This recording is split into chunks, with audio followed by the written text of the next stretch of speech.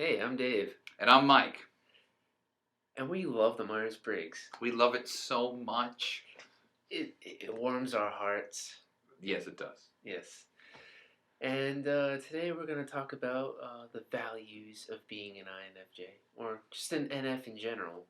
That's right. Well, what we would like to do is sort of talk about how we exemplify some of the major attributes and values and orientations that all the NFs share, and how those come out through us as individuals and as an ENFP and an INFJ. Mm-hmm. So, Dave, we'll start with you. All right. Some of the well, first of all, let me start with this. What about you captures the NF idealist category the most? What do you think? Where are you mostly at your most NFness? My most NFness would be. It's two things actually. Okay. It's hard to decide. It would be for authenticity and for the search for love and a soulmate. I find is it captures me at my most NF. In regards to authenticity, I find just always trying to be always trying to be an ideal self that I try to be at all times, and that mostly comes up in when I write poetries or short stories or haikus, that I try to always be myself. Like, I'll always read it back to me and say, is this me? Is this me? Or like the famous quote from My Heart Occupies, how am I not myself? How am I not myself? How am I not myself? How am I not myself? How am I not myself? Anyway, yeah. So that's how I always try to be authentic, even to like other people that I first meet or anything. I try not to BS anybody. You know, this is the real deal, even in these videos. You know, and for love, well, you know, for love, that's universal for any NF. You know, I always try to, especially for an INFJ, because as you saw in the last video, we like to make those lists.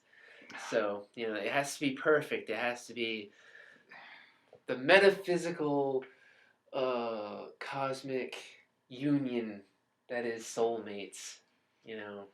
And, you know, I really believe I could find one. Either that or I'll live a monastic life. Like a good INFJ should. Yes, but but let's hope. Let's hope I find a soulmate and it doesn't have to go that far. So what about you, Mike? What emphasizes your NFness? I think one thing that you touched upon that resonated with me was authenticity, of course, and that's really big for all ENFs. It's particularly big for ENFPs because we're always sort of dangling on the precipice of being inauthentic or not knowing where authenticity lies, and so we're always playing this dance with it. What really upsets me is when moments where I'm not being authentic. This is usually in small talk stuff, and it's kind of funny. It's one of the things I think NFs in general share with the NTs. We all hate small talk. NTs hate it because it serves no rational purpose that they can see, and they're not wrong. NFs hate it because it's shallow and false and phony. It's a phony way of communicating. You're not really communicating your true self, talking about the weather or something like that. And what really bothers me is when, due to just some bizarre social thing, you know, you run into somebody at work or whatever, and you just have to engage just for whatever reason, 3 minutes of small talk, maybe even less. Those moments kill me because I always walk away saying, I am such a phony jackass. I can't believe it's awful. Yeah. Why didn't I just tell them the truth that I don't like them and I hate their way they're dressed and I don't want to talk to them? Why didn't I be authentic? Or why didn't I say the truth? I really love you and I want to talk to you. No, instead I talked about, the Red Sox.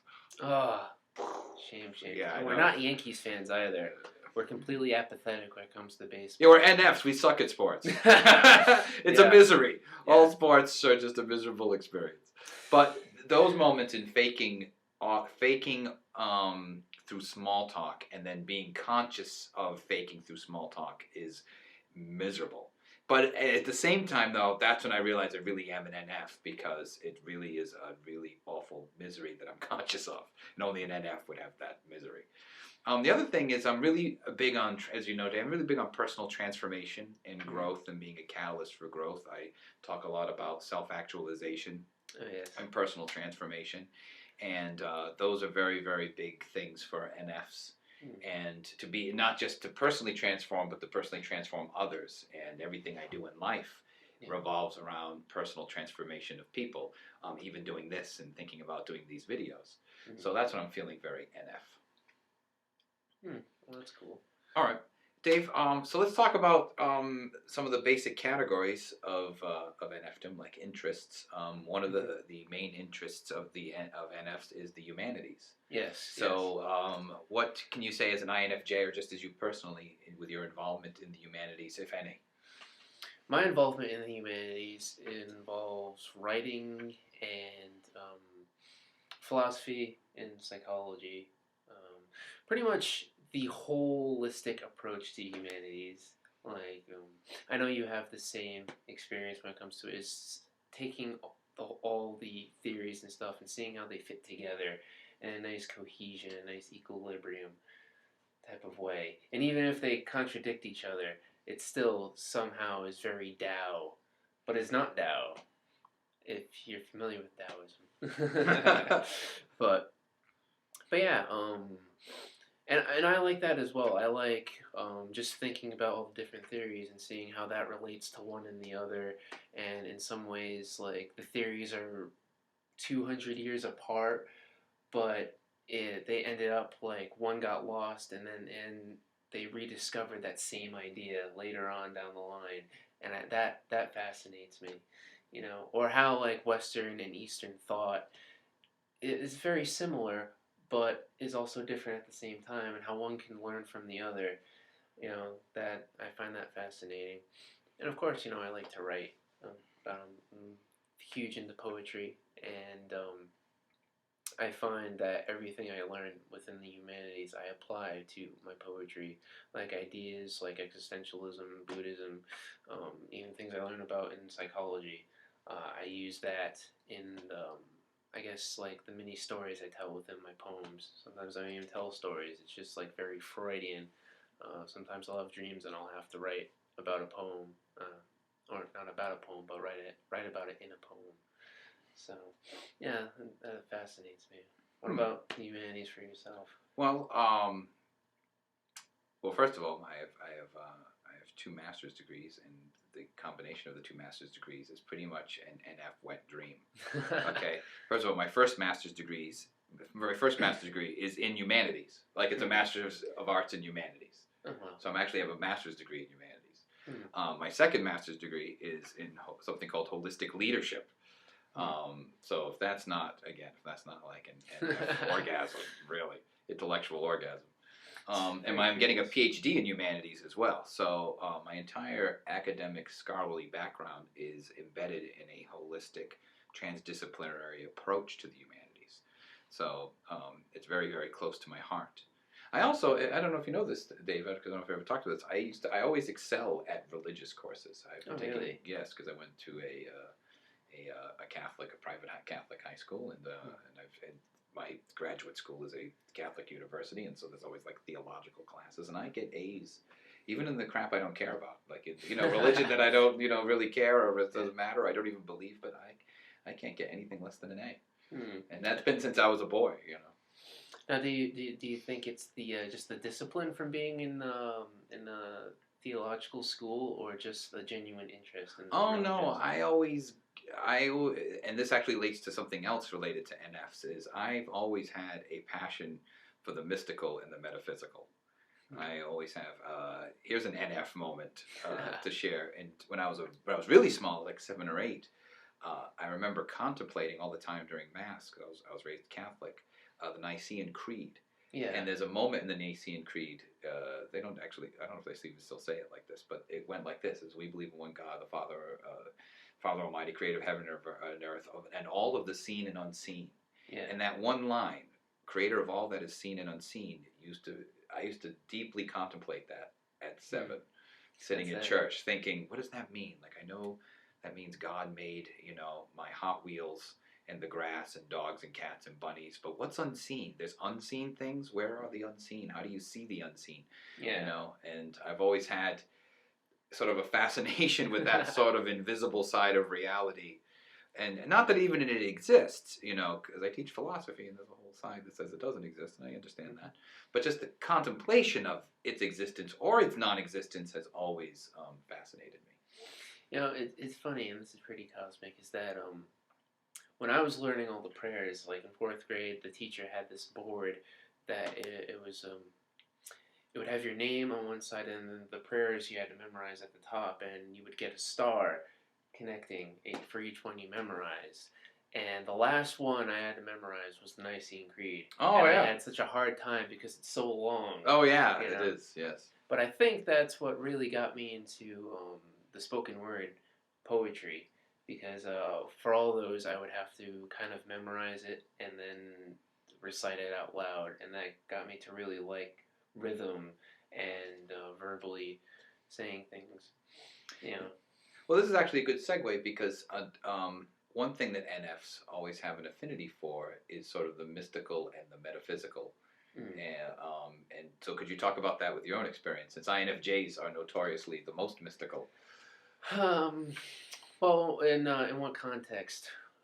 Just any context? Yeah, any context. Whatever hits your, Whatever mystical experiences I've had. Well, whatever you think about it.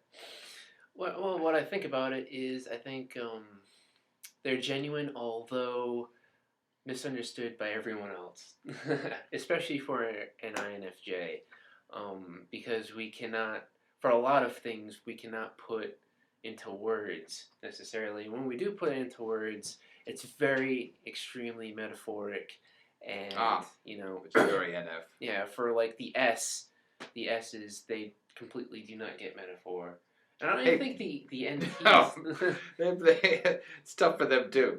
Yeah, I don't even know if the NTs grasp metaphor as well as an NF, even. So it's even more difficult, So, but I do believe that there's mystical experiences, and one can achieve those, even through like hours of meditation. There's a couple of years back, I was doing a guided meditation, and they would use these funky sounds like wind and like water falling and like trees just rustling or whatever. And it's like the combination of all that, and it's almost like sensory deprivation, but they're in reverse, where it overloads like your audio senses. Yeah. And it's the way static noise might do that. And it's intense. It's intense. It's like you're really levitating. I know that sounds cheesy, but it's the truth.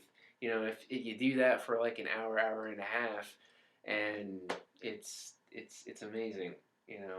I haven't achieved that since then. I've actually lost the guided meditation I had on recording. I'm trying to look for that.